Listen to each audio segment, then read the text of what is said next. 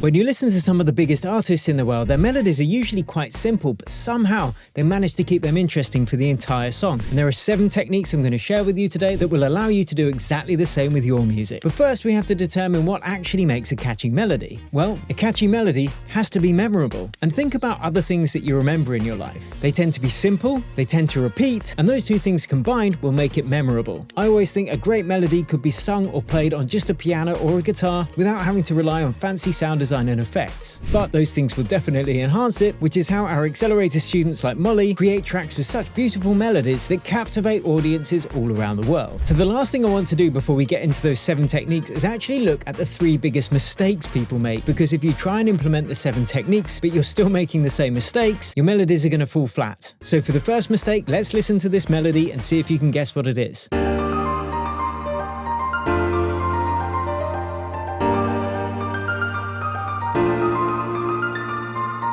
Whilst there are some nice notes being hit there, if we remember that we want people to be able to remember and sing along to the melody, there's way too much going on in here. There are too many notes being played, there's no repetition of pattern, there's no repetition of pitch, and it's all just a bit over the top. The second most common melody mistake people make is tending to vary their melodies too much. So you might start off with a really nice melody like this,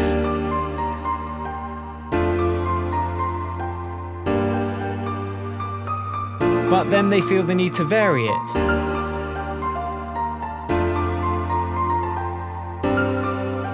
Like, both melodies are nice, but there's no need for the 2 of them, and it's just going to make it harder for people to latch onto them. The third most common mistake I see producers making is simply trying to cram too many melody ideas into one track. So you might have several different ideas that sound good, but then trying to play them all together in different instruments is just too much. So it sounds kind of nice, but there's just nothing to latch onto or sing along to. Okay, so what does make a good melody? Well, it should be memorable, there should be as few elements as required to get the job done, there should be a repetition of rhythm, there should be a repetition of pitch shapes, and you can check out my video that I've just posted there if you really want to know about writing a great melody. But this video is more about how to keep that interesting throughout a whole track. So let's just listen to this melody and then look at the techniques for keeping it interesting.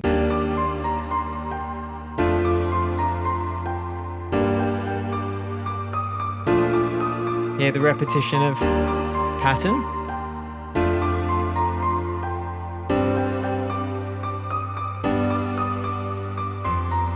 Okay, great, so there's our melody. Let's keep it interesting across a whole track. So the first technique we're going to look at is layering, and that's when you use multiple instruments to play the melody at the same time at different points in the track. So if our main melody is a lead vocal, like so, let's just play that with the drums and all the other beats.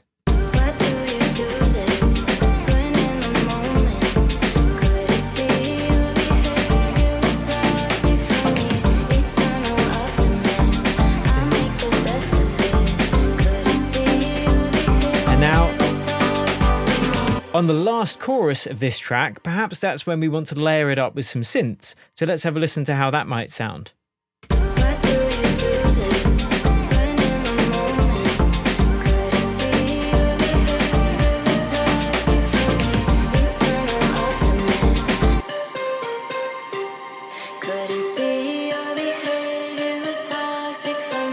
So it's the same melody, we're just playing it with several instruments at the same time. Now, at the beginning of the track, we probably wouldn't want to have those synth layers in there because it's something to build into on the second or the third chorus. Remember, when you're layering, you want to find complementary sounds. So if you have got a vocal, perhaps you want something with a plucky attack that's going to complement that vocal. And then perhaps you want a second synth with less of a plucky attack and perhaps more of a release, rather than just layering up loads of different sounds that are kind of doing the same job. You also want to pick layers that aren't clashing in terms of frequencies. Now, the second technique is simply switching out the instrument that's playing the melody. So rather than just adding other instruments to it, we're just going to change the instrument that plays the melody. So we could start off with our first chorus and she's singing, and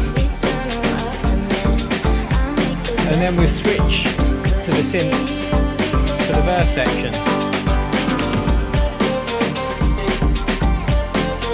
Same melody, but she's not singing it now, it's just the instrumentation. Okay, so the third technique for keeping your melodies interesting is automating different parameters, even if you are using the same sound. So if we listen to the intro of our track here,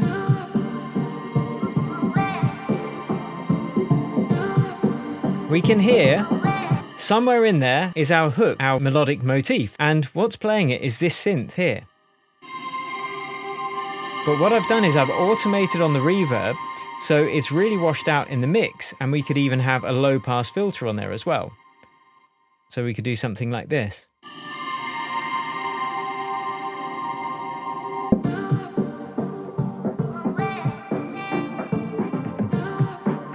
So the melody's still there, even though people aren't really sure if it's still there. Subconsciously they hear it though. Now you can automate low pass filters, you can automate high pass filters, you can automate reverb washes, you can automate the volume. Those are the main things that you might automate, but that's just going to add dynamics to your track and allow you to keep that one repeating melody interesting for 4, 5, or even 6 minutes. Okay, the fourth technique for keeping melodies interesting is using call and response, and that's where you don't need to use the entirety of the melody each time for every section of your track. You could just use the first couple of bars of it, have something else, complement that, and then switch back to the melody. So let me give you an example of that as we move into this kind of bridge section.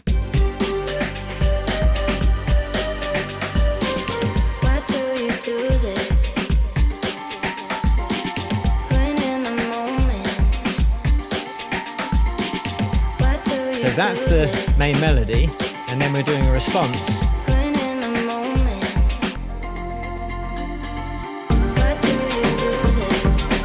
So we're still keeping the rhythm of the melody, we're still keeping some of that melodic flavor, just hinting at what's to come, and that's going to make it really appeal to people and have it stick in their head for ages. Now the fifth technique is simply to use harmonies. Now technically they are obviously not playing the same notes as your melody, otherwise it would just be a repetition of the melody, but we can have them lower in the mix, and it just allows us to add something else to that melody, perhaps on the last chorus, the last drop, to add a little bit of extra interest. So if this is our main melody, why do you do this when in the moment?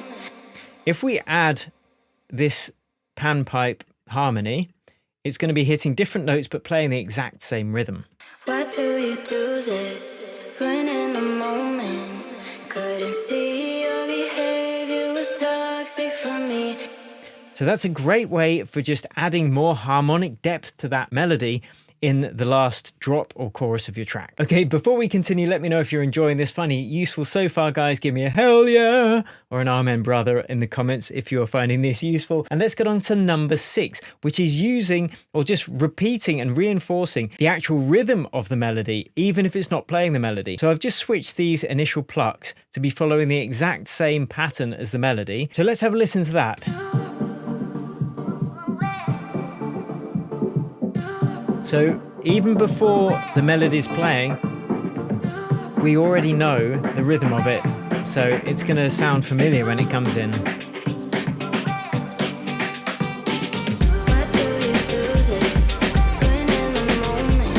So you can do that with the rhythm section as well. You can do it with the bass, anything that's just going to reinforce the rhythm of your melody. Okay, number 7, and this one is a lot of fun, and it's particular genre dependent. Oh, I suppose it doesn't have to be, but this is adding glitches and micro edits. So I'm going to do that to what we've already created here, just at a certain point in the track. So let's listen through.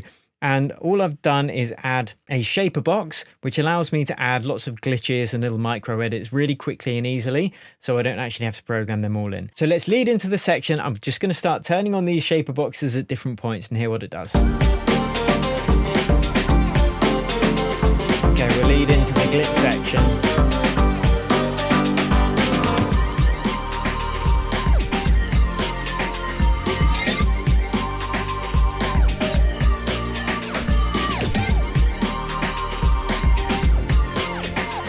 This is a tune. Can you let me know in the comments if you want me to actually finish this track? Because I'm kind of loving it.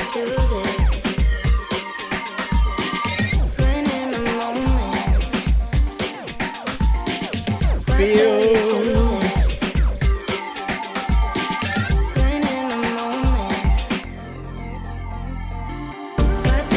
So that was a complete ad-lib, but it just shows how you can make things a bit more interesting for certain sections of the track rather than the whole track. Now, of course, all of this hinges on your initial melody idea being great, being catchy. So I've put together 3 simple rules for creating catchy melodies every time in that video there. It's one of my most popular. It got 500,000 views in 6 months. So there's some really good stuff in there if you want to get your melodies memorable so people can be singing along with them and them sticking in the head. Don't forget you can download my music theory guide completely free below this video, and thank you so much for watching. I will catch you over at that next video.